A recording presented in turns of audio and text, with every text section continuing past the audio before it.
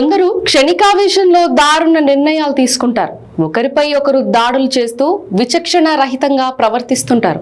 ఇలాంటి ఘటనలు ఎవరి మధ్యనో జరిగితే పర్లేదు, కానీ భార్యాభర్తల మధ్య జరగడం విచారం కలిగిస్తుంది. ఇద్దరు జీవితాంతం కలిసిమెలిసి ఉండాల్సిన వీరే ఈ విధంగా గొడవలు పడుతూ చివరకు బంధాన్ని తెగదెంపులు చేసుకునే వరకు వెళ్తుంటారు. తాజాగా హైదరాబాద్ నగరంలో జరిగిన ఓ ఘటన విచారం కలిగిస్తుంది. ఓ భార్య తన భర్త మాట వినడం లేదంటూ గరిటె కాల్చి వాత పెట్టింది.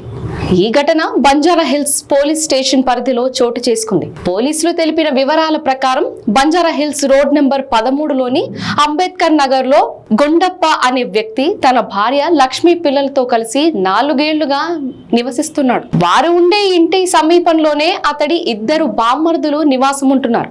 ఈ క్రమంలోనే గుండప్ప లక్ష్మి మధ్య మనస్పర్ధలు తలెత్తాయి. దీంతో ఏడాది కాలంగా వీరి మధ్య గొడవలు జరుగుతూనే ఉన్నాయి. దీంతో భార్య లక్ష్మి బామ్మర్దులు కలిసి గుండప్పను ఇల్లు వదిలి వెళ్లాలంటూ నిత్యం వేధిస్తున్నారు. ఈ క్రమంలోనే ఫిబ్రవరి 7న రాత్రి 7 గంటల ప్రాంతంలో బామ్మర్దులైన గోవింద్, బాలాజీ గుండప్పతో గొడవ పడ్డారు. అంతటితో ఆగకుండా ఇద్దరు బామ్మర్దులు అతనిపై దాడి చేశారు. కర్రతో కొట్టి తీవ్రంగా గాయపరిచారు. ఇదే సమయంలో భార్య లక్ష్మి కూడా వారితో జతకట్టింది. గొడవ జరుగుతున్న సమయంలో గరిటెను ఎర్రగా కాల్చి గుండప్ప చెంప మీద వాత పెట్టింది.